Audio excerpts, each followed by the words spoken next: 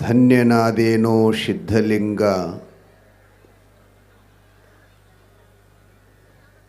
ನಿನ್ನ ಅದ್ಭುತವಾದಂಥ ಲೀಲೆಯನ್ನು ನೋಡಿ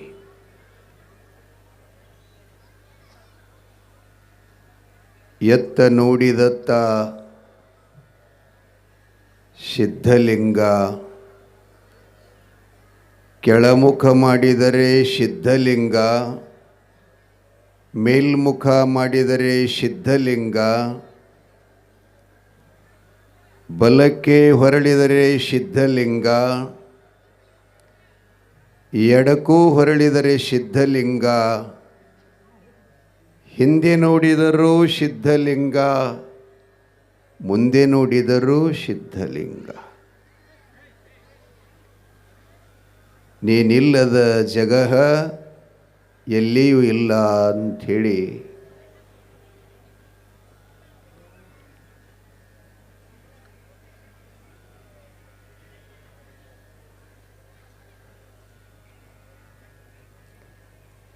ಬಹಳ ಜನ ಸೇರಿರಿ. ಇವತ್ತು ಸ್ವಲ್ಪ ಎಲ್ಲರೂ ಸಮಾಧಾನ ಇದ್ಬಿಡ್ರಿ. 18 ದಿನಗಳ ಪರ್ಯಂತ ಬಹಳ ಶಾಂತಿ ಸಮಾಧಾನ ವಹಿಸ್ಕೊಂಡು ಕಾರ್ಯಕ್ರಮ ನಡೆಸ್ಕೊಂಡು ಬಂದಿದ್ದೀರಿ. ಇವತ್ತು ಕೊನೆ ದಿನ.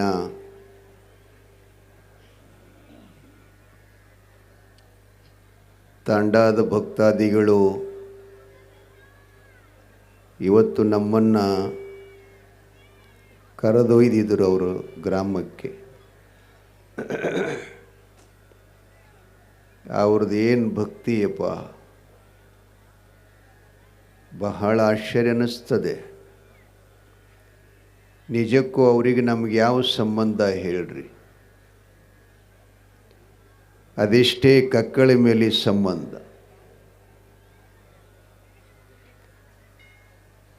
ಅವರ ತಾಂಡಾದಲ್ಲಿ ಜಗದಂಬ ಕುಲದೇವನಾಗಿರುವಂಥ ಸಂತ ಸೇವಾಲಾಲ್ ಮಹಾರಾಜರ ಮಹಾಮಂದಿರಕ್ಕೆ ಕರೆದೊಯ್ದರು. ಅವರ ಭಕ್ತಿ ನೋಡಿದರೆ ಬಹಳ ನನಗೆ ಯಾವ ನಾಲಿಗೆಯಿಂದ ಅದನ್ನು ವರ್ಣನ ಮಾಡಬೇಕು ಅನ್ನೋದು ಗೊತ್ತಾಗುವಲ್ದು.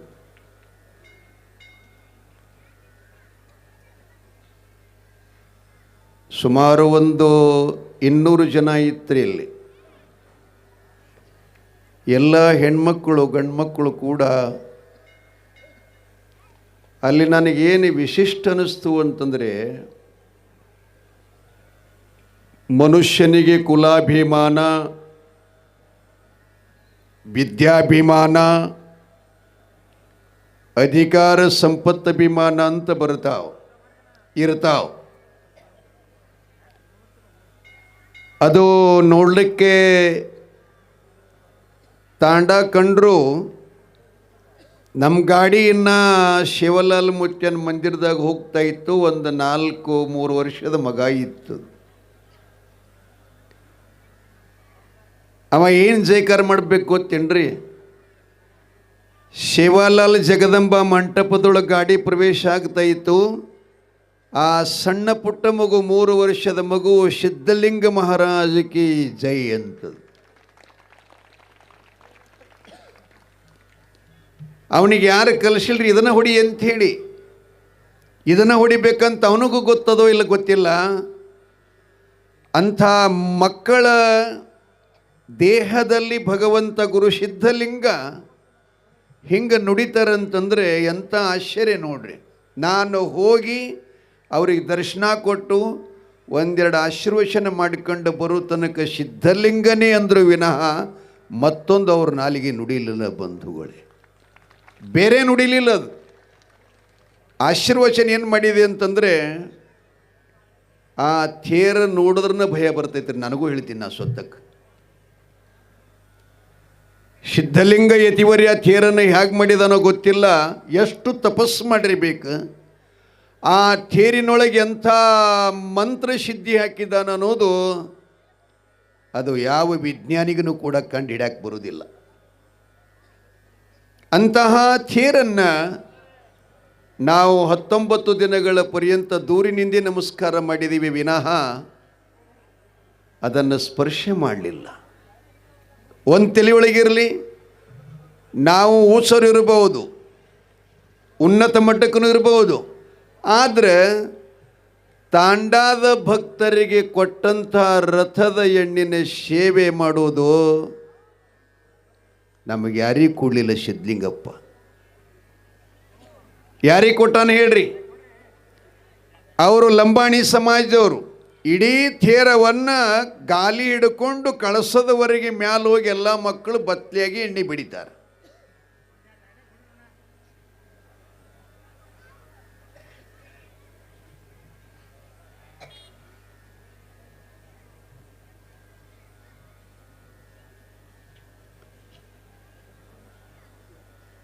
ನಾವು ದೂರದಿಂದ ನಮಸ್ಕಾರ ಮಾಡಿದರೆ ಅವರು ತೇರನ್ನೆಲ್ಲ ಎತ್ತಿ ಹತ್ತಿ ಎಣ್ಣೆಯನ್ನು ಭಕ್ತಿಪೂರ್ವಕವಾಗಿ ಹಚ್ತಾರಲ್ಲ, ಸಿದ್ಧಲಿಂಗ ಅವ್ರ ಮೇಲೆ ಎಷ್ಟು ದಯಾ ಮಾಡಿದ್ದಾನೆ ಅಂತ ನಾನು ಕಲ್ಪಿಸ್ಕೊಂಡೆ.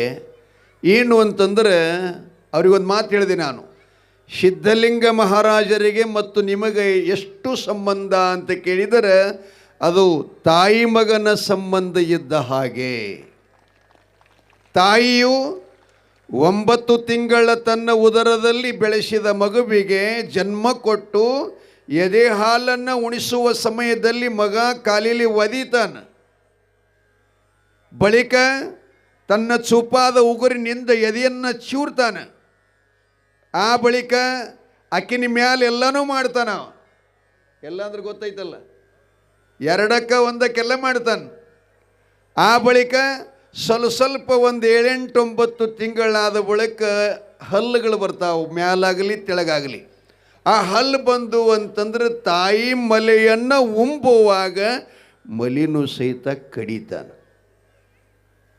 ಆದರೆ ಅಮ್ಮ ಒಳಗಿರುವಾಗಲೂ ಹೊರಗೆ ಬಂದ ಮೇಲೆಯೂ ಮಗನನ್ನು ಒದ್ರೂ ಅಕ್ಕಿಗೆ ನೋವಾಗಲಿಲ್ಲ, ಕಡಿದ್ರೂ ನೋವಾಗಲಿಲ್ಲ, ಹರಿದ್ರೂ ನೋವಾಗಲಿಲ್ಲ.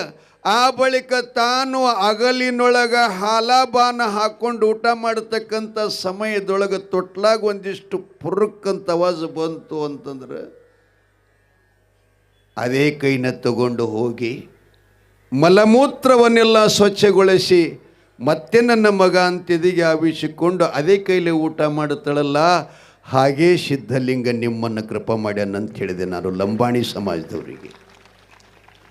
ನೀವೆಲ್ಲ ಅವನ ಹುಟ್ಟಿದ ಮಕ್ಕಳಿದ್ದ ಹಾಗಪ್ಪ. ಅಂಥ ಪರಮ ಸೇವೆಯನ್ನು ಸೂರ್ಯ ಹೊರಡುವಲ್ಲಿ, ಸೂರ್ಯ ಮುಳುಗುವಲ್ಲಿ, ಗಂಗೆ ಹರಿಯುವಲ್ಲಿ ನಿಮ್ಮ ಸೇವೆ ಮಾಡಲಿಕ್ಕೆ ಇಂಥ ಅವಕಾಶ ಸಿಕ್ಕಿದೆ ಅಂತಂದರೆ ತುಂಬ ನೀವು ಧನ್ಯವಂತರು, ಪುಣ್ಯವಂತರು. ನಾವು ಕೂಡ ನಿಮ್ಮ ಸಮಾನ ಆಗಲ್ಲ ಅಂತ ನಾನು ಹೇಳಿದೆ. ಕಾರಣ ಈಗ ನಾವು ಪುರಾಣಿ ಹೇಳೋರು, ಆಯ್ತು ಇದೊಂದು ವರ್ಷ ನಮ್ಮದು ಮುಗೀತು, ಮತ್ತು ಮುಂದಣಿಗೆಗೆ ಬೇರೆದವರು ಬರ್ತಿರ್ತಾರೆ.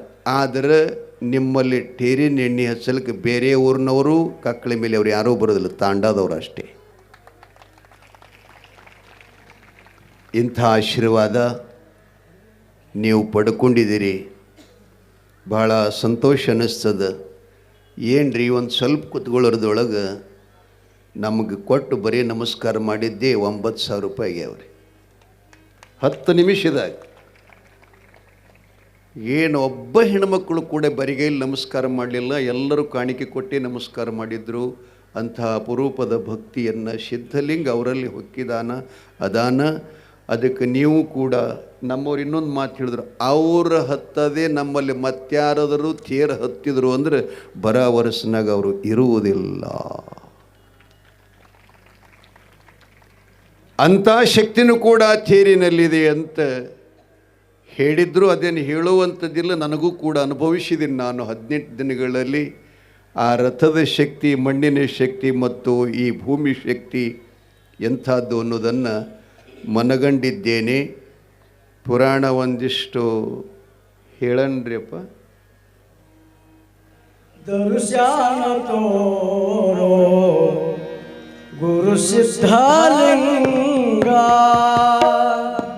ದರ್ಶನ ದರ್ಶನ ತೋರೋ ಗುರು ಸಿದ್ಧಲಿಂಗ ದರ್ಶನ ತೋರೋ ಗುರು ಸಿದ್ಧಲಿಂಗ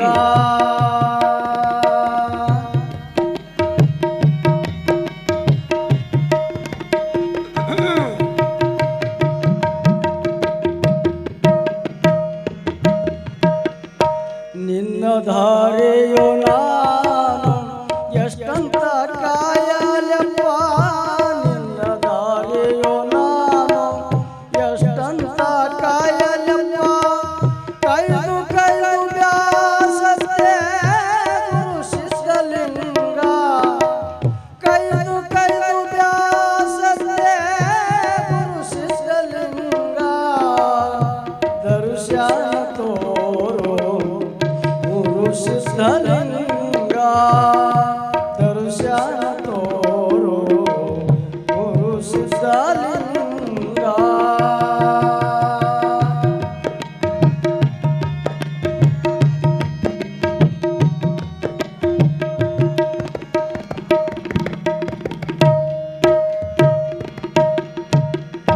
ನಿನ್ನಯ ನೇತ್ರ ಜಗಕ್ಕೆಲ್ಲ ಸೂತ್ರ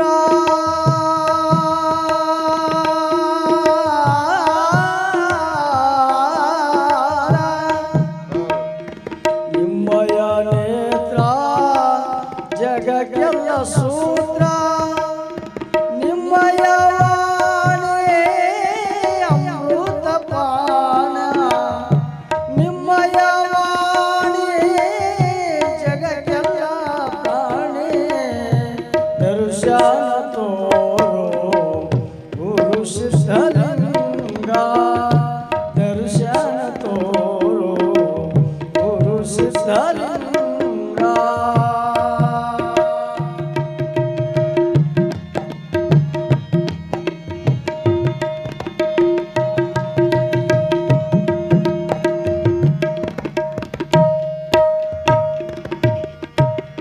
ಬಡವರ ಭಾಗ್ಯಕ್ಕೆ ಬಳ್ಳಿಯಂತೆ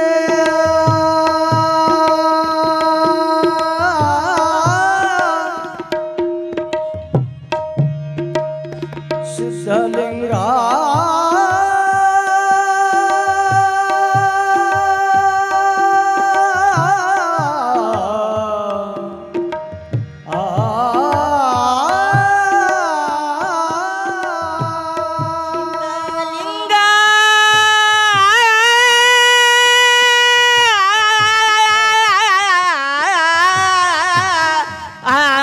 ಸಿದ್ಧಲಿಂಗ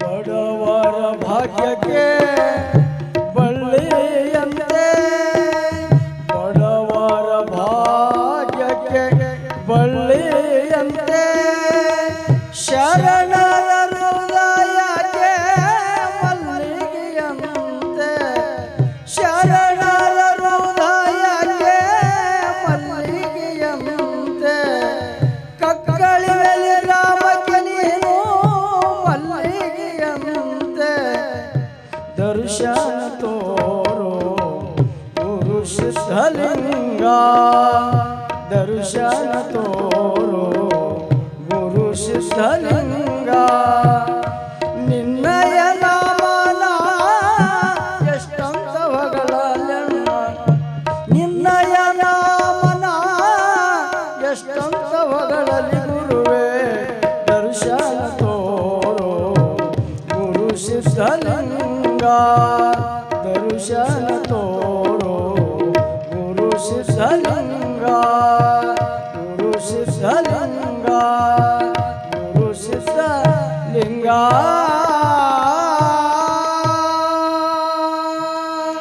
ಶರಣೋ ಶಂಕರ ಸಿದ್ಧಲಿಂಗ ಮಹಾರಾಜ ಕಿ ಜಯ ಏಳು ಕೋಟಿ ಎಲ್ಲ ಲಿಂಗೇಶ್ವರ ಮಹಾರಾಜ ಕಿ ಜಯ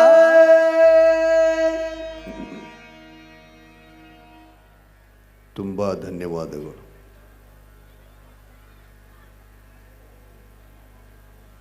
ಯಂಕೈಶಿಂದ ಒಡೆಯರು ಆಗಮಿಸಿದ್ದಾರೆ. ಅವರನ್ನು ಕೂಡ ಈ ಸಂದರ್ಭದಲ್ಲಿ ನಾವು ಅನಂತ ಶುಭವನ್ನು ಕೋರೋಣ. ನಿನ್ನೆ ಮಹಾಪುರಾಣದಲ್ಲಿ ಅರಕೇರಿಯಿಂದ ಬಿಳೇಣಿಸಿದ್ದ ಮಹಾರಾಜರು ಕಲ್ಯಾಣ ಪಟ್ಟಣದ ಭಕ್ತ ಕುಂಬಾರ ರಾಮಯ್ಯನಿಗೆ ಧರ್ಮಪತ್ನಿ ನೀಲಮ್ಮಳಿಗೆ ಸಂತಾನದ ಅನುಗ್ರಹ, ಲಿಂಗಧಾರಣ ಕಾರ್ಯಕ್ರಮ ಮುಗಿಸ್ಕೊಂಡು ಮಗುವಿಗೆ ವರಹಸ್ತವನ್ನು ಮಸ್ತಕದ ಮೇಲಿಟ್ಟು 100 ವರ್ಷಗಳ ಕಾಲ ವಿದ್ಯಾ ಜ್ಞಾನ ಭಕ್ತಿ ಧರ್ಮಾರ್ಥ ಕಾಮ ಮೋಕ್ಷಗಳನ್ನು ಸಾಧಿಸಿಕೊಂಡು ನರಜನ್ಮದ ಸಫಲತೆಯನ್ನು ಮಾಡಿಕೊಳ್ಳಿ ಅಂಥೇಳಿ ಆಶೀರ್ವಾದ ಮಾಡಿ ಬಿಳೇಣಿಸಿದ್ದರು. ಅರಕೇರಿಗೆ ದಯಮಾಡಿಸಿದ್ದಾರೆ.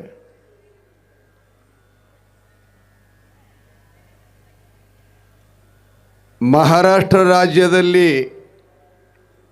ಸಾಂಗ್ಲಿ ಜಿಲ್ಲೆ ಜತ್ತ ತಾಲೂಕಿನೊಳಗೆ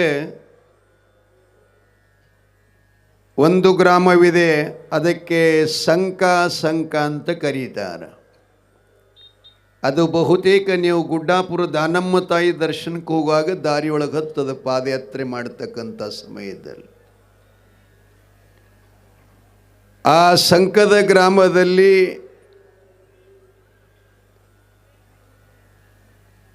ರಾಯಣ್ಣ ಗೌಡರು ಅಂಥೇಳಿ ಗೌಡರ ಮನೆತನ, ಮಾಲಿಗೌಡರಾಗಿದ್ದರೂ ಕೂಡ 7 ಲಂಬರ ಭೂಮಿ ಇದ್ದು ಅಂತ್ರಿ ಅವರಿಗೆ. 7 ಲಂಬರ್ ಅಂದರೆ ಎಷ್ಟಾಗ್ತದೆ ರೀ ಪಾಪ ಸಂಜಯ್ ಗೌಡ್ರೆ? 1 ಲಂಬರ್ಗೆ ಎಷ್ಟಪ್ಪ? 5 ಕೂರಿಗೆ, 4 ಕೂರಿಗೆ, 5 ಕೂರಿಗೆರೆ ಅಂಥವು 7 ಲಂಬರ್ ಇದ್ದು ಅಂಥವು. ಅಷ್ಟೆಲ್ಲ ಭೂಮಿ ಇದ್ದರೂ ಒಂದು ತುತ್ತ ಅನ್ನಿಗೆ ಪಿರಿಯಾಗಿದ್ರಂತ. ಅಡವಿಯೋಳು ಹೋಗಿ ಒಣಗಿದ ಕಟ್ಟಿಗೆಯನ್ನು ಕಡೆದುಕೊಂಡು ಚಡಚಾಣ ಸಂತಿಗೊಯ್ದು ಮಾರಿದ ಮೇಲೇನೆ ಹೆಂಡತಿ ಮಕ್ಕಳ ಜೋಪಾನ ಮಾಡುವಂಥ ಅವರ ನಿತ್ಯ ಕಾಯಕವಾಗಿತ್ತು. ಇವತ್ತೇನು ತಂದೆಯಪ್ಪ? ಹಾರ ತಂದೆಯ? ಮ್ಯಾಲ ಹಾಕು ದೀಪಕ್ಕೆ ತಂಗ. ನೋಡೋ ಮಹೇಶ್, ಅದು ನೋಡಕ್ಕೆ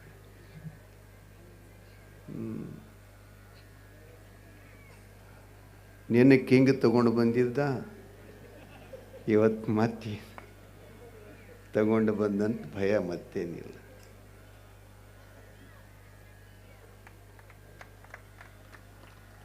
ಹಾಕ್ಬಿಡೆ ಪಲ್ಲೆ ಹಾಕಿ. ಎಲ್ಲರೂ ಚಪ್ಪಾಳೆ ತಟ್ರಿ ಅವರಿಗೆ.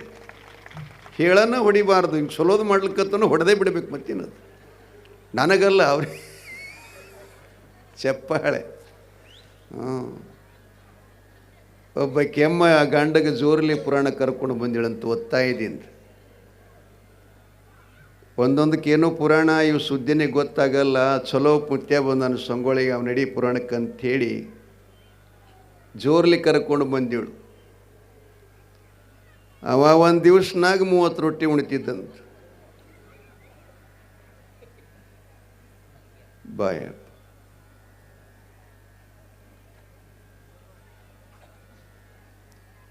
ಅವ ನಾವು ಊಟ ಮಾಡ್ರೆ ಪುರಾಣಕ್ಕೆ ಬರೋದಿಲ್ಲ, ನನಗೆ ಮೊದಲು ನಾವು ಊಟ ಮಾಡಿ ಬರವ ಅಂಥೇಳಿ ಮಸ್ತ್ 18 ರೊಟ್ಟಿ ತಿಂದು ಬಂದಿದಂತ ಪುರಾಣಕ್ಕೆ. ಬಳಿಕ ಅವ ಹೇಳದಂತ, ನನಗೆ ಟೇಕ ಇದ್ರೆ ಕುಂಡ್ಲಿಕ್ಕೆ ಬರ್ತೈತಿ, ಇಲ್ಲಾಂದ್ರೆ ಇಲ್ಲ ಅಂಥೇಳಿ ಒಂದು ಕಂಬಕ್ಕೆ ಅವನು ಕೂಡಿಸಿದ್ದಳಂತ. ಪುರಾಣ ನಡೀತ್ರಿ.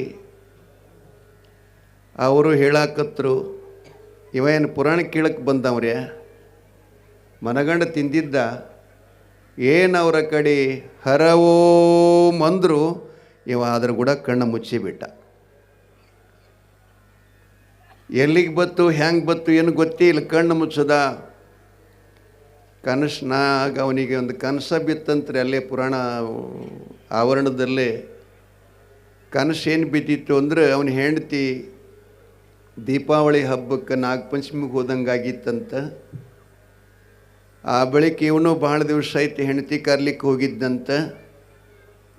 ಇವ ಕರ್ಯಾಕೆ ಬರ್ತಾನಂತಕಿ ಉಂಡಿ ಕಾಯ್ದಿಟ್ಟಿಳಂತ. ಅವು ಏನೋ ಮಾಡ್ತಿರಲಿ, ಹೆಸರುಂಡಿ ಗರಿ ಉಂಡಿ ಅದು ಮಾಡ್ತಿರಲ್ಲ. ಆ ಬಳಿಕ 20 ದಿನಗಳ ಪರ್ಯಂತ ಹೆಂಡತಿನ ಬಿಟ್ಟಿದ್ದವ. ಬಹಳ ಪ್ರೀತಿಯಾಗಿತ್ತು. ಹೆಂಡ್ತಿ ಅವೆಲ್ಲ ತಿಲ್ಲಕ್ಕೆ ತಂದು ಕೊಟ್ಟಳು. ಅವಾಗ ಅವ ಏನಂತಾನ್ರಿ, ನಾ ಹಂಗೆ ತಿನ್ನುವುದಿಲ್ಲ, ನನ್ನ ಭಾಳ ಪ್ರೀತಿ ಆಗ್ಯದ, ಆ ಉಂಡಿ ನನಗೆ ನೀನೇ ತಾಟ್ನಾಗಿಂದ ಎತ್ತಿ ಬಾಯಾಗಿಡಬೇಕು ಅಂದ ಕೂಡಲೇ ಆಯಿತು. ಏನು ಗಂಡ ಹೆಂಡ್ತಿನಿ ಇದ್ದರು. ಉಂಡಿ ತೆಗೆದು ಹಿಂಗೆ ಬಾಯಾಗಿಡ್ತಿದ್ಲಿ, ಆತ ಬಾಯಿ ತೆರೆದಿದ್ದ. ಕನಸ್ನಾಗ್ರೆ ಮತ್ತು ಇವು ನೆನಪಾಗ್ತವೆ. ನಿಮ್ಗೆ ತಿಳಿದಿದ್ದು ನಗ್ತೀರಿ ನೀವೆಲ್ಲ. ನಾ ಬಹಳ ಆ ಕಡೆ ಹೊಲ್ಕತ್ತು ಸುಮ್ಮ ಗಾಬರಿ ಹಾಕ್ಕೊಂಡಿರ್ತೀರಿ ನೀವು. ಇದು ನಿಮ್ಮ ನಿತ್ಯ ಜೀವನದ ರೂಢಿ ಅದು. ಆತೇನು ಬಾಯಿ ತೆರೆದ ನೋಡ್ರಿ ಅವ ಉಂಡಿಕಿ ಹಾಕಕತ್ತೇಳ. ಇದು ಕನಸನಾಗ ಪುರಾಣದಾಗ ಇವನು ಮುಂದೊಬ್ಬ ಬೆನ್ನಾಗ ವಾಳಿದ್ದವ ಕೂತಿದಂತಿದ್ರು. ಇಷ್ಟು ದಪ್ಪ ವಾಳಿದ್ದವ ಹೆಡಕಿಗಿತ್ತಂತ್ರಿ ಅದು. ಆತೇನು ಬಾಯಿ ತೆರೆದನ ಹೋಗಿ ಆ ವಾಳಿದ್ದವನ ಬಾಯಿಗೆ ಹಿಡಿದು ಬಿಟ್ಟನ. ಮತ್ತೇನದು ಸತ್ರಿ ಅಪ್ಪು ಎಲ್ಲಿಯೂ ಅದು ಒಳ ಬಿಡುವಲ್ಲ ಬಾಯಿಗೆ. ಹೆಂಡತಿ ಬಂದು ನೋಡಿದಳತ್ತೀನಿ, ಹೆಣ ಎತ್ತಲಿ ಕಪಾಳ ಕೊಡದ ಮೇಲೆ ವಾಳ ಬಿಟ್ಟಂತ. ಏನು ಹಿಂಗೇನಿದು ಪುರಾಣ ಕೇಳೋ ಪದ್ಧತಿ ನಾನಿಂದಂತಂದು ಕೂಡಲೇ ಇಲ್ಲೇ ನನಗೆ ನಿದ್ದೆ ಎತ್ತಿತ್ತು, ನೀ ಪಂಚಮಿ ಹಬ್ಬಕ್ಕೆ ಹೋದಂಗಾಗಿತ್ತು, ನೀ ಉಂಡಿ ಕೊಟ್ಟಂಗಾಯ್ತು, ಅದು ತಿಲ್ಲಕ್ಕತ್ತಿದ್ದ, ನಾಯಕ ಅವನು ವಾಳ ಹಿಡೀಲಿ ಅಂದತ್ತೀವ. ಇದಕ್ಕೆ ಟಾಳಿ ಹೊಡೆದೆ. ಇರಲಿ ಸಂತೋಷ. ಅವ ಬಸವಣ್ಣವ್ರ ಕಾಲಕ್ಕೆ ಮುದ್ದು ಸಂಘ ಇದ್ದಂಗೆ ಅದಾನ ಪುಣ್ಯಾತ್ಮ. ಹೌದಲ್ರಿ? ಹಾಂ, ಬಹಳ ಯಥಾರ್ಥವಾಗಿರ್ತಿರ್ತಾರೆ ಒಬ್ಬೊಬ್ಬರೆಲ್ಲ. ವಿಷಯ ನಡೆದಿತ್ತೆಪ್ಪ ಮುಖ್ಯ.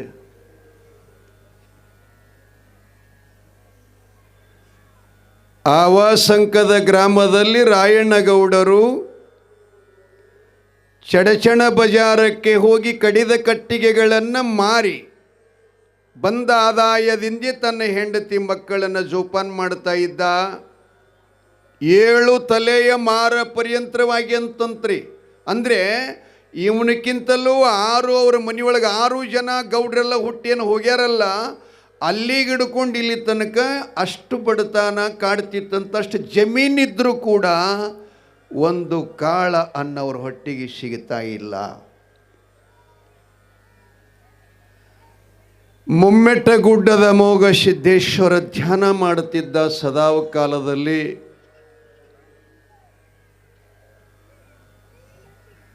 ಅವನ ಬಡತನ ನೋಡಿ ಅಮೋಘ ಸಿದ್ದೇಶ್ವರರು ಭಾಗ್ಯದ ಲಕ್ಷ್ಮೀನ ಅವ ಕಡಿಯುವ ಅರಣ್ಯದ ಗಿಡದಾಗ ಹೋಗಿ ಕೂಡಿಸಿಕೊಂಡು ಅವನಿಗೆ ಆಶೀರ್ವಾದ ಮಾಡಲು ಹೇಳುತ್ತಾನೆ. ಸರ್ವಮಂಗಲ ಮಾಂಗಲ್ಯೆ ಶಿವೆ ಸರ್ವಾರ್ಥ ಸಾಧಿಕೆ ಶರಣ್ಯೆ ತ್ರಂಬಕೆ ಗೌರಿ ನಾರಾಯಣಿ ನಮಸ್ತುತೆ.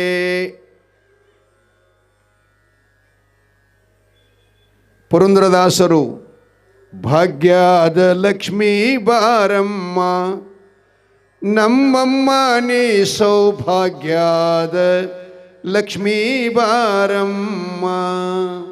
ಮುಂದೇನಪ್ಪ? ಗೆಜ್ಜೆ ಕಾಲುಗಳ ಧನಿಯ ತೋರುತ್ತ ಹೆಜ್ಜೆಯ ಮೇಲೊಂದು ಹೆಜ್ಜೆಯ ನಿಕ್ಕುತ್ತ ಸಜ್ಜನ ಸಾಧುರು ಪೂಜದ ವ್ಯಾಳಗ ಮಜ್ಜಿಗೆ ಒಳಗಿನ ಬೆಣ್ಣಿಯಂತೆ ಭಾಗ್ಯದ ಲಕ್ಷ್ಮೀ ಬಾರಮ್ಮ. ಹಾಗೇ ಅಮೋಘ ಸಿದ್ದೇಶ್ವರರು ಕಾಡಿಗೆ ಕಳಿಸಿಕೊಟ್ರು. ರಾಯಣ್ಣ ಬಂದು ಅದನ್ನು ಗಿಡ ಕಡಿತಿದ್ದವ ಕೊಳ್ಳಿ ಕೈಯಾಗಿ ಹಿಡ್ಕೊಂಡು ಲಕ್ಷ್ಮಿ ಆಕಾಶವಾಣಿಯಿಂದ ಮಾತಾಡ್ತಾ ಇದ್ದಾಳೆ. ಅಪ್ಪ ಗೌಡ, ಈ ಗಿಡವನ್ನು ಕಡಿಬೇಡಪ್ಪ, ಇದರ ಆಶ್ರಯವೂ ನನಗೆ, ಎನ್ನ ಆಶ್ರಯವೂ ಈ ಮರಕ್ಕೆ, ಅದಕ್ಕಿದನ್ನು ಕಡಿಬೇಡ, ಇದು ನನಗೆ ಆಶ್ರಯವಾಗಿದೆ ಅಂತಂದಾಗ ರಾಯಣಗೌಡ್ರಂದ್ರಂತ ತಾಯಿ ನೀ ಕಡಿಬೇಡ ಅಂದಿ ಅಂತಂದರೆ ನನ್ನ ಹೆಂಡತಿ ಮಕ್ಕಳು ಮನೆಯೊಳಗೆ ಉಪವಾಸ ಬೀಳ್ತಾರಮ್ಮ, ನನ್ನ ನಿತ್ಯ ಕಾಯಕ ಇದು. ಹೌದಾ, ಪರವಾಗಿಲ್ಲ ಮಗ, ಸ್ವಲ್ಪ ತಡಿ ಅಂತೇಳಿ ಲಕ್ಷ್ಮಿ ಅವನಿಗೆ ಪ್ರತ್ಯಕ್ಷಳಾಗಿ 3 ಬಂಗಾರದ ನಾಣ್ಯಗಳು ಕೊಡುತ್ತಾಳೆ. ಗೌಡ, ಇದನ್ನು ತಕ್ಕೊಳ್ಳಪ್ಪ, ಮನೆಗೊಯ್ಯಿ, ನೀನು ಶ್ರೀಮಂತನಾಗತಿ ಅಂಥೇಳಿ ಲಕ್ಷ್ಮಿ ಆಶೀರ್ವಾದ ಮಾಡಿ ಕೊಟ್ಟಳು. ಅದನ್ನು ತಾನು ಸುತ್ತಿರುವ ಹರಕ ರುಮಾಲದೊಳಗೆ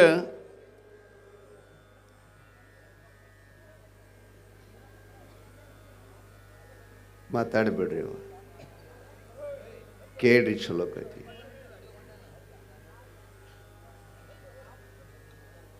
ಇಲ್ಲಿ ಯಾವನೊಬ್ಬ ಡೈಲಾಗ್ ಕುಡಿ ಇಲ್ಗತ್ತಲ್ಲ, ಯಾರ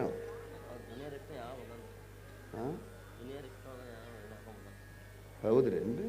ಹಾಂ, ಜೂನಿಯರ್ ವಿಷ್ಣುವರ್ಧನ ಇಲ್ಲೇ ಯಾಕೆ ಬಂದಾನ ಪುರಾಣದಾಗ ಪಿಕ್ಚರ್ದಂದು?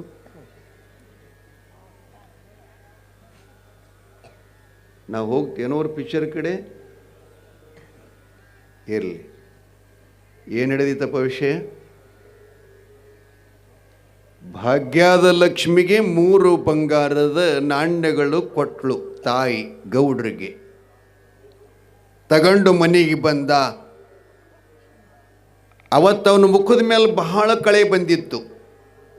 ಬಂಗಾರ ಸಿಕ್ಕಿತ್ತಲ್ಲ. ಅವನ ಹೆಂಡತಿ ಪತಿರಾಯ ಬರುವುದನ್ನು ನೋಡಿ ಮನೆಯಾಗ ಮಣ್ಣಿನ ಮಗಿನ ಇದ್ದು ರೀ, ಕಂಚು ಹಿತ್ತಾಳೆ ತಾಂಬರ ಯಾವ ವಸ್ತುಗಳಿಲ್ಲ. ಊಟ ಮಾಡಕ್ಕೆ ತಾಟ್ನು ಮಣ್ಣಿಂದ, ನೀರು ಕುಡಿಯೋಕೆ ಮಗಿನೂ ಮಣ್ಣಿಂದ, ಅಡುಗೆ ಮಾಡುವಂಥ ತವಿನೂ ಮಣ್ಣಿಂದ, ಎಲ್ಲ ಮಣ್ಣಿಂದ.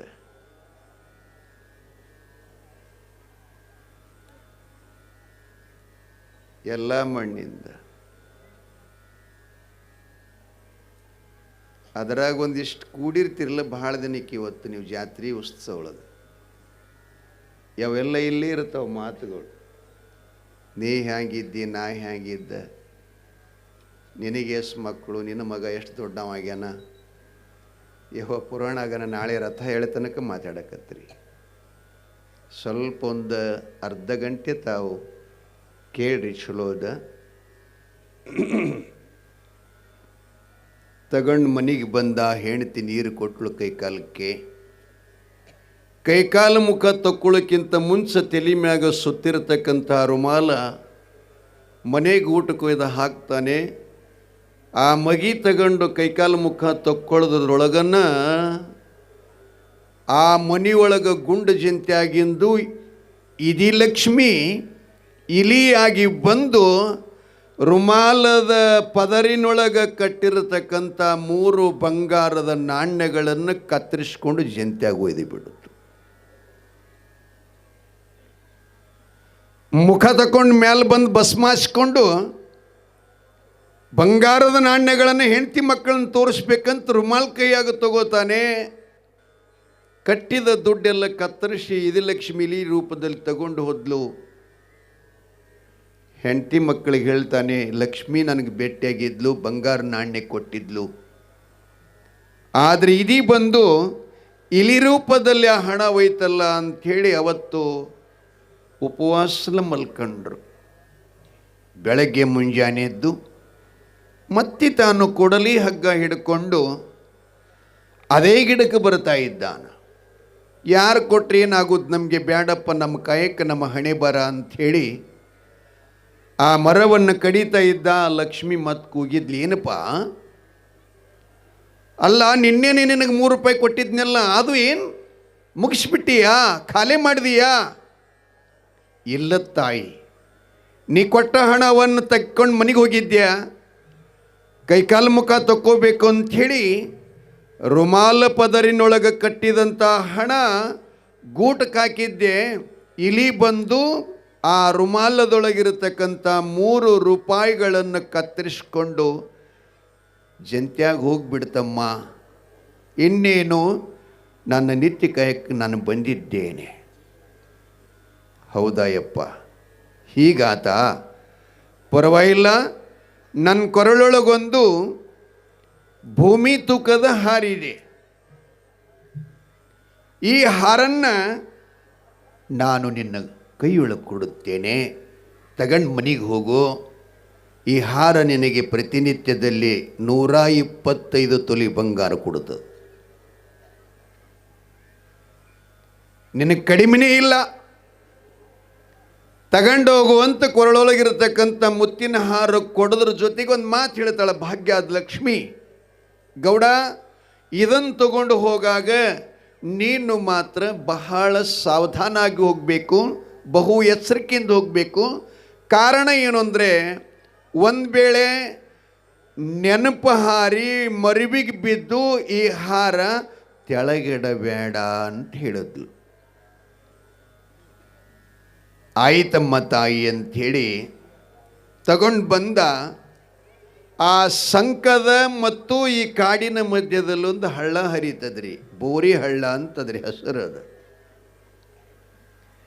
ಆ ಬೋರಿ ಹಳ್ಳದಾಗ ಬಂದ ಕೂಡಲೇ ಇವನಿಗೆ ಸ್ವಲ್ಪ ಬಿಸಿಲು ದಿನ, ಬಾಯಾರಿಕೆ ಆಗಿತ್ತು, ನೀರಿನ ದಾಹ ಆಗಿತ್ತು.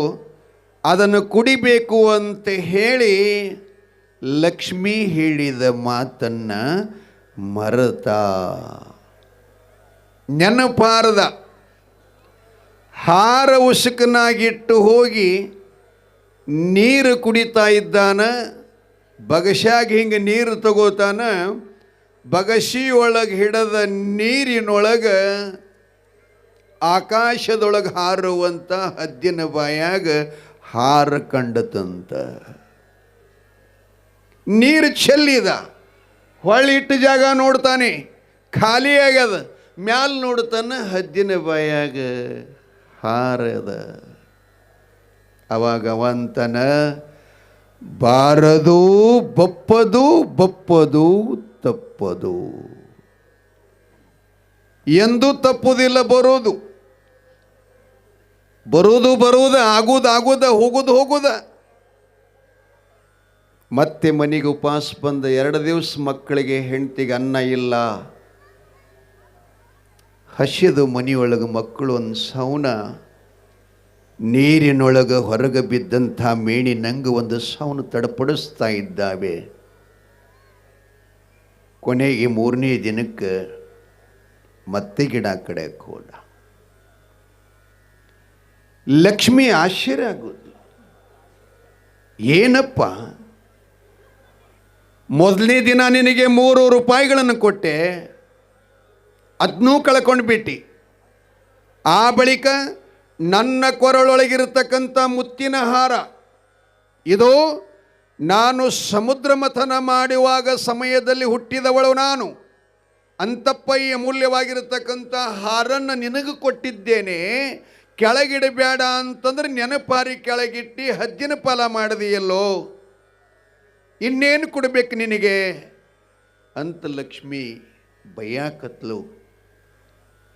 ರಾಯಣ್ಣ ಹೇಳ್ತಾನೆ, ಅಮ್ಮ, ನೀ ಕೊಟ್ಟಿದ್ದು ನನಗೆ ಹಿಂಗಲ್ಲ ತಾಯಿ, ಆವ ಜನ್ಮದ ಇದು ಪಾಪವೋ ಗೊತ್ತಿಲ್ಲ.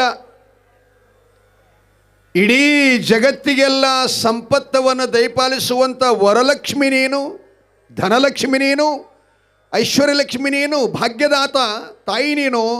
ನಿನ್ನಂತಕ್ಕೆ ಹಸ್ತದ ಸ್ಪರ್ಶವಾಗಿ ಕೊಟ್ಟರು ಕೂಡ ನಮಗೆ ಹಿಂಗ್ಲಿಲ್ಲ ಅಂತಂದರೆ ಇನ್ನೇನು ಕೊಡ್ತೀಯವ್ವ? ನಾನು ಕಟ್ಗೆ ಮಾರಿನ ನನ್ನ ಹೆಂಡತಿ ಮಕ್ಕಳನ್ನ ಜೋಪಾನ ಮಾಡ್ತೀನಿ, ನನ್ನ ಹಣೆ ಬರ ಸರಿ ಇಲ್ಲ. ಲಕ್ಷ್ಮಿ ಹೇಳಿದ್ಲು, ಗೌಡ್ರೆ ಹಾಗೇನು ಬೇಡ, ನನಗೆ ಮುಮ್ಮೆಟ್ಟ ಗುಡ್ಡದ ಯೋಗಿ ಪುರುಷ, ಋಷಿ ಪುರುಷ, ಮುನಿ ಮಹಾಯೋಗಿ, ಸಪ್ತಜನ್ಮಗಳಲ್ಲಿ ಗುರು ಸೇವೆ ಮಾಡಿಕೊಂಡು ಗುರುನಾಥನ ಕೃಪೆಗಾಗಿ ಜಗತ್ತಿನ ಮನುಕುಲದ ಉದ್ಧಾರಕ್ಕಾಗಿ ಅವತರಿಸಿದಂಥ ನಾಡಗೌಡ ಮೋಕ್ಷಸಿದ್ದೇಶ್ವರರು ನನಗೆ ಆಜ್ಞೆ ಮಾಡಿದ್ದಾನೆ. ಅಂಗರ ಮಾಡಿಕೊಂಡು ನಿನ್ನನ್ನು ಶ್ರೀಮಂತನನ್ನಾಗಿ ಮಾಡೇನಾ ಹೋಗ್ತೀನಿ ಅಂತ ಲಕ್ಷ್ಮಿನೂ ಕೂಡ ಗೌಡ್ರಿಗೆ ಅಭಯ ಆಶೀರ್ವಾದ ಹೇಳ್ತಾಳೆ. ಆ ಬಳಿಕ ಲಕ್ಷ್ಮಿ ಹೇಳಿದ್ಲು, ಗೌಡ ನಿನಗೇನು ಕೊಟ್ಟರು ಕೂಡ ಹಿಂಗಲ್ಲ, ನಾನು ನಿನ್ನ ಮನೆಗೆ ಬರ್ತೀನಿ. ಭಾಗ್ಯದ ಲಕ್ಷ್ಮಿ ಹೇಳ್ತಾಳೆ, ನಾನೇ ನಿನ್ನ ಮನೆಗೆ ಬರ್ತೀನಿ. ಹಂಗೆ ಬರ್ತೀನಿ ಅಂತಂದ್ರೆ ಈ ರೂಪದಲ್ಲಿ ಬರುವುದಿಲ್ಲ. ನಿನಗೆ ವಯಸ್ಸಿಗೆ ಬಂದ ಒಬ್ಬಳು ಮಗಳದಾಳ, ಆಕೆನ ಹೆಸರು ಕಣ್ಣಮ್ಮ ಅಂತಿದೆ. ಆಕೆಯ ಶರೀರದಲ್ಲಿ ನಾನು ಇರುತ್ತೇನೆ. ಆದ್ದರಿಂದ ಆಕೆ ಏನು ಹೇಳುತ್ತಾಳೆ ನಿನಗೆ ಅದನ್ನು ಕೇಳ್ತಾ ಹೋಗು, ನಿನಗೆ ಕಲ್ಯಾಣ ಆಗ್ತದ, ಬಡತನ ದೂರ ಆಗ್ತದ ಅಂಥೇಳಿ ಹೇಳಿದ್ಲು ತಾಯಿ. ಮನೆಗೆ ವಾಪಸ್ ಬಂದ. ಬರೋ ತನಕ ಮಗಳು ಕನ್ನಮ್ಮ ದೇವಿ ಪಡಸಾಲೆಯೊಳಗೆ ಕೂತ್ಕೊಂಡಿದ್ಲು. ಅಪ್ಪ ಕಾಡಿನಿಂದ ಬಂದ್ರಾ ಅಂತ ಕೇಳಿದ್ಲು. ಹ್ಞೂ ನಮ್ಮ, 3 ರೂಪಾಯಿ ಹೋದು, ಹಾರನು ಹೋತು ದೇವಿ ಅನ್ನೋದ್ರೊಳಗನ ಆಕಿನ ಹೇಳಾಕತ್ಲು. ಯಪ್ಪ ಇನ್ಮೇಲೆ ನೀ ಚಿಂತೆ ಮಾಡಬೇಡ, ಹೆದರಬೇಡ. ಈ ಬಡತನದ ಭವಣೆ ಹೇಗಂತ ಕೊಂಚ ಸಮಯ ಕೂಡ ಅದರ ಬಗ್ಗೆ ಕಳವಳ ಮಾಡ್ಕೋಬೇಡ. ಅಲ್ಲಿ ಅಡಕಿಲ ಗಡಿಗೆ ಒಳಗೆ 9 ರೂಪಾಯಿ ಅವ, ನಾನು ತಂದು ಕೊಡ್ತೀನಿ ಅಂತ ಹೇಳ್ತಾಳೆ ಮಗಳು. ಬರಿದಾದ ಮನೆ, ಖಾಲಿಯಾದ ಮನೆ, ಒಂದು ಕಾಳಿಲ್ಲದ ಮನೆ, 9 ರೂಪಾಯಿಗಳು ಹೆಂಗೆ ಬಂದು ಎಲ್ಲಿಂದ ಬಂದು ಅಂತ ಆಶ್ಚರ್ಯಪಡ್ತಾ ಇದ್ದಾನ. ಆ ಲಕ್ಷ್ಮೀನ ಮಗಳ ರೂಪದಲ್ಲಿ 9 ರೂಪಾಯಿನ ತಂದು ತಂದಿ ಕೈಯಾಗ ಕೊಡ್ತಾಳೆ. ಅಪ್ಪ ಇಂದು ಚಡಸಣ ದನಗಳ ಸಂತಿ ಇದೆ, ನೀನು ಆ ಪ್ಯಾಟಿಗೆ ಹೋಗಿ 2 ಎತ್ತುಗಳು ತರಬೇಕು. ಅವು ಎಂಥ ಎತ್ತುಗಳು ಅಂದ್ರೆ ನಾ ಹೇಳ್ದಂಗಿರಬೇಕು. ಹಂಡವರ್ಣ, ಗುಂಡಕೋಡ, ಪಿಂಡಮೈ, ದುಂಡಗಾಲ, ಈ ಲಕ್ಷಣ ಇರಬೇಕು. ಇಡೀ ಬಜಾರವನ್ನು ನೋಡಿ ತಿರುಗಾಡಿ ನೋಡ್ಬೇಕು ನೀನು. ಅಂಥ ಲಕ್ಷಣಗಳಿದ್ದಾಗ ಎತ್ತುಗಳ ಮಾಲೀಕನ ಹತ್ರ ಹೋಗು, ಅವ ಬೆಲೆ ನಿನಗೆ 9 ರೂಪಾಯಿನೇ ಹೇಳ್ತಾನ. ಮೊದಲ ಮಗಳು ಹೇಳಿಲ್ಲ, ಲಕ್ಷ್ಮೀ ಬಂದಾಳ. ಲಕ್ಷ್ಮೀ ಬಂದಾಳ. ಆ ಎತ್ತಿನ ಕೊಂಬದ ಮೇಲೆ ಕಾಗಿ ಕೂತು ಒದರ್ತದ. ಅವನು ಖರೀದಿ ಮಾಡಿಕೊಂಡು ಮನೆಗೆ ಬಾ. ಸಂತೋಷ ಆಯಿತು, ಆನಂದ ಆಯಿತು. 9 ರೂಪಾಯಿ ಜೇಬಿನೊಳಗೆ ಹಾಕ್ಕೊಂಡ. ಚಡಚಣ ಬಜಾರಕ್ಕೆ ಬಂದ. ಮಗಳು ಹೇಳಿದಂಗೆ ಎಲ್ಲ ಸುತ್ತ ಹಾಕದ. ಆದರೆ ಈ ಮೂಲಿಗೆ ಇದ್ದು ದನಗಳು. ಇದು ಮೂಲೆ ಯಾವದಪ್ಪ? ಈಶಾನ್ಯ ದಿಕ್ಕಿದು. ಇದು ಹಂಸನಾಳ ಕಡ್ದು ಆಗ್ನೆ. ಈ ಕಡೆ ತಾಂಡ ಕಡ್ದು ಯಾವುದೋ ಮಹೇಶ್ ನೈಋತ್ಯ. ಈ ಕಡೆ ಬೊಮ್ಮನಳ್ಳಿ ಕಡ್ದು ವಾಯವ್ಯ. ಹಾಂ, ಈ ದಿಕ್ಕ ಅಲ್ಲಿ 2 ಜೋಡಿ ಎತ್ತುಗಳಿದ್ದು. ನೋಡ್ತಾನೆ, ಮಗಳು ಹೇಳಿದಂಗೆ ಎಲ್ಲ ಲಕ್ಷಣ ಇದ್ದು. ಹಂಡವರ್ಣ, ಗುಂಡಕೋಡ, ದಪ್ಪ ಮೈ, ದುಂಡಗಾಲ. ಯಜಮಾನ ಎತ್ತುಗಳು ಮುಂದೆ ಕೂತ್ಕೊಂಡಿದ್ದ. ನಾಳೆ ನಮ್ಮಲ್ಲಿ ಎತ್ತುಗಳ ಜಾತ್ರೆ ಇಲ್ರಿ, ನಾಳೆನೇ ಉದ್ಘಾಟನದ. ನಮ್ಮಲ್ಲಿ ದನಗಳ ಜಾತ್ರೆ, ಎತ್ತುಗಳ ಜಾತ್ರೆ ಇದೆ. ಮಾಲೀಕನಿಗೆ ಹೋಗಿ ಕೇಳ್ತಾನೆ, ಅಪ್ಪ ಎತ್ತುಗಳ ಬೆಲೆ ಏನು ಅಂದ ಕೂಡಲೇ ಕರೆಕ್ಟ್ 9 ರೂಪಾಯಿನೇ ಹೇಳ್ದ. ತೆಗೆದು ಹಣ ಕೊಡ್ತಾನ. ಎತ್ತುಗಳು ತಗೊಂಡು ಸಂಕದ ಗ್ರಾಮಕ್ಕೆ ಬಂದ. ಮಗಳು ಅಲ್ಲಿ ತನಕ ಅವು ನಿವಾಳಿ ರೊಟ್ಟಿ ಅಂತ ಇಡ್ತಾರಲ್ಲ, ಅದನ್ನು ಎತ್ತುಗಳ ಮೇಲೆ ನಿವಾಳಿ ಮಾಡಿದ್ಲು. ಮನ್ಯಾಗ ತಂದು ಕಟ್ಟಿದ್ರು ಕೊಟ್ಟಿಗೆಯಾಗ. ತಂದೆಗೆ ಮಗಳು ಹೇಳ್ತಾಳ್ರಿ, ಇದು ಎತ್ತುಗಳು ತಂದದ್ದು ಬೇಸಿಗೆ ಏಪ್ರಿಲ್ ಮೇದಾಗ. ಮುಂದಿನ ವಾಣಿ ಹೇಳ್ತಾಳೆ ಕನ್ನಮ್ಮ, ಅಪ್ಪ ಈ ವರ್ಷ ಮೃಗ ಮತ್ತು ಆರಿದ್ರೆ ಮಳೆ ಸಾಗಿಸ್ತವ, ಅದಕ್ಕೆ ಊರು ಮುಂದೆ ಏನು ಒಂದು ತೋಟದಲ್ಲಿ ನಿಂದು ಒಂದು ಲಂಬ್ರ, ಬೇರೆ ಹೊಲಗಳ ಆಸೆ ಮಾಡಬೇಡ, ಇದು ಒಂದೇ ಹೊಲ ಚೆನ್ನಾಗಿ ಹಸನು ಮಾಡು, ಕರೆಕೆ ಕಣಗಿಲ ಕೊನೆಗಳೆಲ್ಲ ಕಿತ್ತಿ ತೆಗಿ, ಹದ ಮಾಡಿಡು. ಆದ್ರೆ ಮುಂಗಾರಿ ಬಿತ್ತವರೆಲ್ಲ ಏನು ಬಿತ್ತಾರೆ? ಶೇಂಗಾ, ತೊಗರೆ, ಹೆಸರು, ಉದ್ದು, ಮುಕುಣಿ, ನವಣೆ ಮತ್ತು ಹುರುಳಿ ಇಂಥವೆಲ್ಲ ಬಿತ್ತಿರ್ತಾರೆ. ಆದರೆ ನೀನು ಮಾತ್ರ ನಾ ಹೇಳ್ದಂಗೆ ಇದು ಒಂದು ಲಂಬರ ಭೂಮಿ ಹೀರಿಕಾಯಿನೇ ಬಿತ್ತಬೇಕಂದ್ರಂತೆ. ಹೀರಿಕಾಯಿ ಆಯ್ತಮ್ಮ ಅಂತಂದ. ಕೂರಿಗೆ ದಿಂಡ ಅದನ್ನು ತುಂಬಿಸಿಡು. ಆ ಬಳಿಕ ಆ ಮೃಗ ನಕ್ಷತ್ರ ಈ ಭೂಮಿಗೆ ವಿಪುಲವಾಗಿ ತನ್ನ ಆಶೀರ್ವಾದ ಮಾಡ್ತಾ ಇದ್ದಾಳೆ. ನಂತರ ಮೃಗಾದ ಬಳಿಕ ಆರಿದ್ರ ಈ ಮಳೆಗಳು ಸಾಗಿಸ್ತವ. ನೀನು ಕೂರಿಗೆ ದಿಂಡ ಹೂಡಿಕೊಂಡು ಎತ್ತುಗಳು ತಗೊಂಡು ಹೋಗಿ ಬೀಜ ಮಂಡಿಯೊಳಗೆ ಬಿಡುವಕ್ಕಿಂತ ಮುಂಚಿತ ಆ ಕೂರ್ಗಿ ಪೂಜೆ ಮಾಡಿಕೊಂಡು ನಾನು ಮಾಳಿಗೆ ಮ್ಯಾಲೆ ಹತ್ತೀನಿ, ನನ್ನ ಕಡೆ ನೋಡ್ತಾ ಇರಬೇಕು. ಶುಭ ಮುಹೂರ್ತ ಬಂದಾಗ ನನ್ನ ತಲೆ ಮ್ಯಾಗ ಹೊಚ್ಚಿರ್ತಕ್ಕಂಥ ಶರಗ ನಾ ಹಿಂಗೆ ಬೀಸಾಕ್ ಶುರು ಮಾಡ್ತೀನಿ. ಯಾವಾಗ ನಾ ಬೀಸಾಕ್ ಶುರು ಮಾಡ್ತೀನಿ ಅವಾಗ ಬಿತ್ತಾಕ್ ಶುರು ಮಾಡು ಅಂತ ತಂದೆಗೆ ಆಜ್ಞೆ ಮಾಡಿದ್ಲು.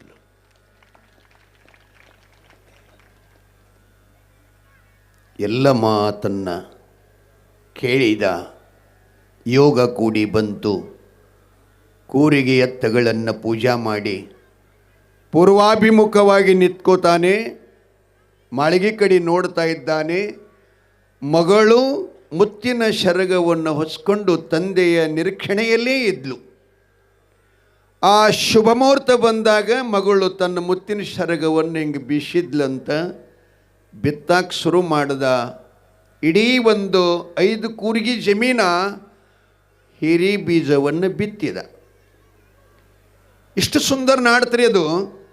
ಏನು ಆಕಾಶದೊಳಗಿರತಕ್ಕಂಥ ಚಿಕ್ಕಿ ಹಾಗನ ಇಡೀ ಹೊಲವನ್ನೆಲ್ಲ ಎಲ್ಲಿಯೂ ಕೂಡ ಒಂದು ಬೀಜ ಮಿಸ್ ಆಗಲಾರ್ದನ್ನೇ ಚೆನ್ನಾಗಿ ಮೊಳಕೆಯಾಗಿ ನಾಟಿ ಆತು. ಆ ಬಳಿಕ ಅದನ್ನೆಲ್ಲ ಚೆನ್ನಾಗಿ ಸದಿ ತೆಗೆಸ್ಕೊಳ್ಳೋದು ಎಲ್ಲವೂ ಮಾಡ್ದ. ಮುಂದೆ ಇಡೀ ಹೊಲನ ಹಸುರು ಸೀರೆ ತುಡಿಸಿದಂತೆ ಆಯಿತು. ಹೂ ಕಾಯಿಗಳು ಬಿಟ್ಟು ಚಲೋ ಕಾಯಿಗಳು. ಆ ಬಳಿಕ ಊರು ಮಗಲಾಗಿನ ತೋಟ ಅಂದ್ರೆ ಸ್ವಲ್ಪ ಹೈರಾಣ ಭಾಳ್ರಿ. ನಿಮಗೆಲ್ಲ ಅನುಭವದಲ್ಲ. ಜಾಸ್ತಿ ಜನ ಅಲ್ಲಿ ಮಲಮೂತ್ರ ವಿಸರ್ಜನೆ ಮಾಡೋದು ಭಾಳ ಊರು ಮಗ್ಗಲ ತೋಟಗಳಿಗೆ. ಹಂಗೆ ರಾತ್ರಿ ಹೆಣ್ಮಕ್ಕಳು ಗೌಡ ಹೀರಿಕಾಯಿ ಬಿತ್ಯಾನ ಅವು ತಂದು ಪಲ್ಯ ಮಾಡಬೇಕಂತ ಸುಮ್ಕೆನೆ ಚರಿಗೆ ತೊಗೊಂಡು ಹೋದರಂತ. ಹೋಗಿ ಸಂಡಾಸ್ ಕೂತಂಗೆ ಮಾಡಿ ಹೀರಿಕಾಯಿ ಹರ್ಕೊಂಡು ಶರಗನಾಗ ಚರಿಗೆ ಮುಚ್ಚಿ, ನಿಮ್ಮೂರಾಗೇನು ಮಾಡಲಿಕ್ಕಿಲ್ಲ ಅವನ್ನ, ನಮ್ಮ ಕಡೆದು ಹೇಳ್ತೀನಿ. ಮನೆಗೆ ಬಂದರು 4-6 ಜನ ಹೆಣ್ಮಕ್ಕಳು.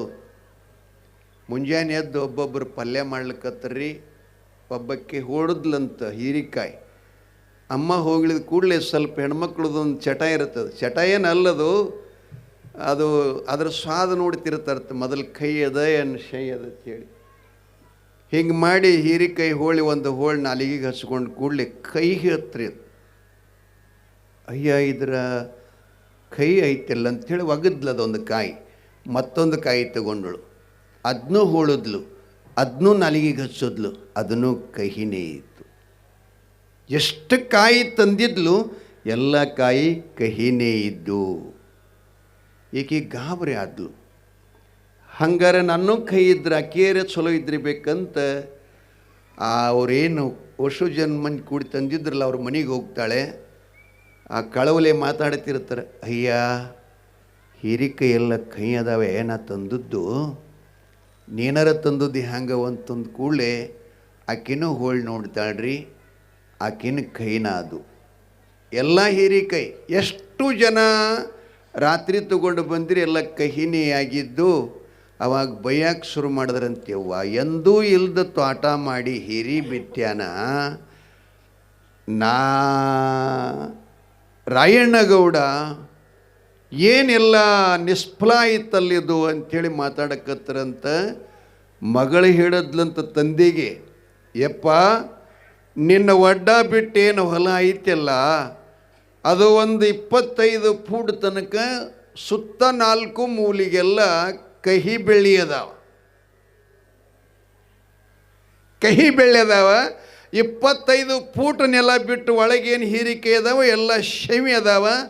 ಅದನ್ನು ಒಣಗಿದ ಮೇಲೆ ಹರಿಸಿ ಏನು ತೋಟ ಇದೆಯಲ್ಲ, ತೋಟದಲ್ಲಿ ಮಧ್ಯದಲ್ಲಿ ಬನ್ನಿ ಮಹಂಕಾಳಿ ಮರ ಇಟ್ಟು ಆ ಮರಕ್ಕೇನು ಮಾಡಬೇಕು ಅಂತ ಕೇಳಿದರೆ ಕಡಗಣ ಮಾಡಬೇಕು. ಕಣದೊಳಗೆ 2 ಪ್ರಕಾರ.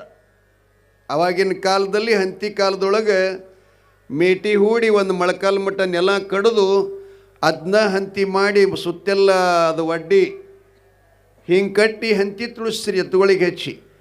ಆಗಿನ ಕತೆ ಹೇಳಕತ್ತಿ ನಿಮಗೆ. ಆ ಕಡಗಣ ಮಾಡಬೇಕು.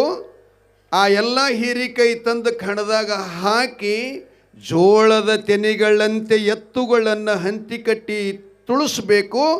ಆ ಬಳಿಕ ಚಲೋ ಗಾಳಿ ಬೀಸುವಾಗ ನಿನಗೆ 0 ಮಾಡ್ತೀನಿ, ಮೆಟ್ನಾಲಿಗೆ ಹಚ್ಚಿ ಆ ಹೀರಿಯನ್ನು ತೂರು ತಂದೆ ಅಂತ ಮಗಳು ತಂದೆಗೆ ಹೇಳಿದ್ಲು. ಆಯ್ತಮ್ಮ.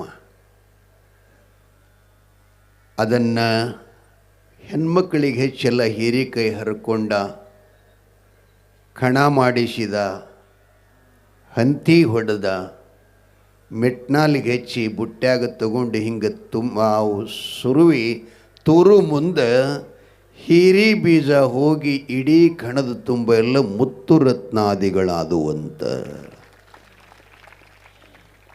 ಮುತ್ತು ರತ್ನಾದಿಗಳಾದುವಂತ.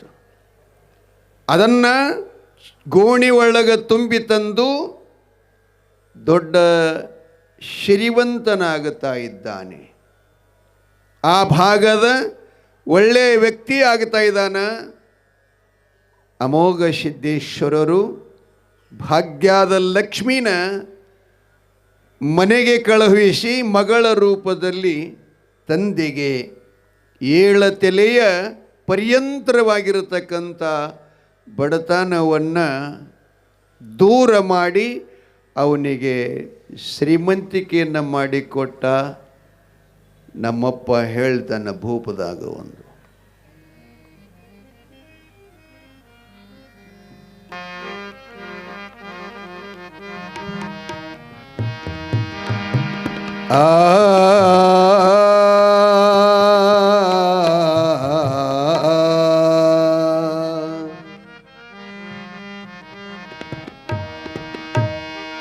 ರಾಯಣ್ಣ ಗೌಡಂದು ನೋಡೋರ ಭಾಟ, ಮನಿಯಾಗ ಬಂಗಾರ ತಾಟ. ರಾಯಣ್ಣ ಗೌಡಂದು ನೋಡೋರ ಭಾಟ, ಮನಿಯಾಗ ಬಂಗಾರ ತಾಟ. ನಿದ್ದೆ ಮಾಡ್ತಿದ್ರು ಪಂಚಮೃತೂಟ, ಮನಿಯಾಗ ಮಾಡ್ತಿದ್ರು ಹೋಳಿಗೆ ತುಪ್ಪಿನೂಟ. ಅಮ್ಮೋಗಿ ಐಶ್ವರ್ಯ ಕೊಟ್ಟನು ಸಾಕಷ್ಟ, ಕಳೆದೊಯ್ತು ಬಡತನದ ಕಾಟ. ನಾಡಗೌಡ ಐಶ್ವರ್ಯ ಕೊಟ್ಟನು ಸಾಕಷ್ಟ, ಕಳೆದೊಯ್ತು ಬಡ ಕಾಟ.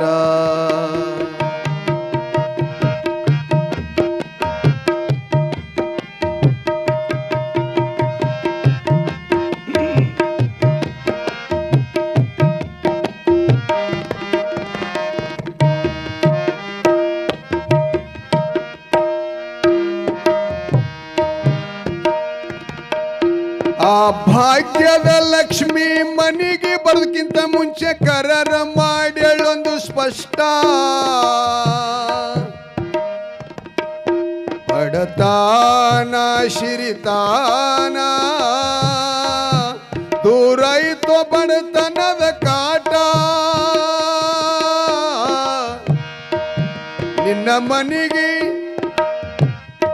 ನಿನ್ನ ಮನೆಗೆ ಬರ್ತೀನಿ ನಾನೀ ಹೋಗನು ತನ್ನ ಹೊರಗ ಹೋಗಲ್ಲ ನಾ ಒಂಟ. ಗೌಡಗಾನಂದೈತು ಸಾಕಷ್ಟ. ನಡೆದಂತೆ ನುಡಿ ಬಹುಮಾನ ಪಡಿ. ಲಕ್ಷ್ಮಿ ಹೇಳ್ತಾಳ್ರಿ, ನುಡಿದಂತೆ ನಡಿ ಬಹುಮಾನ ಪಡಿ.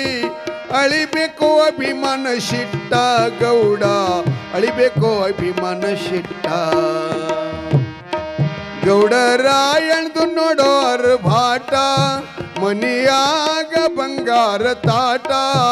ರಾಣಗೌಡಂದು ನೋಡೋರ್ ಭಾಟ, ಮನಿಯಾಗ ಬಂಗಾರ ತಾಟ. ನಿತ್ಯ ಮಾಡ್ತಿದ್ರು ಪಂಚಮೃತೂಟ,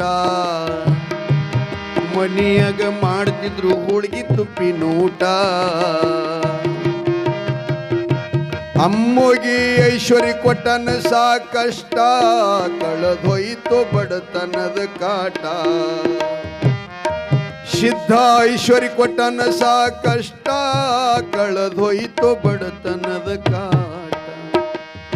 ಜಯ ಮಂಗಲಂ ಜಯ ಪಾರ್ವತಿ ಶಿವ ಹರ ಹರ ಮಹಾದೇವ. ಶರಣು ಶಂಕರಲಿಂಗ ಸಿದ್ಧಲಿಂಗ ಮಹಾರಾಜ ಕಿ ಜಯ.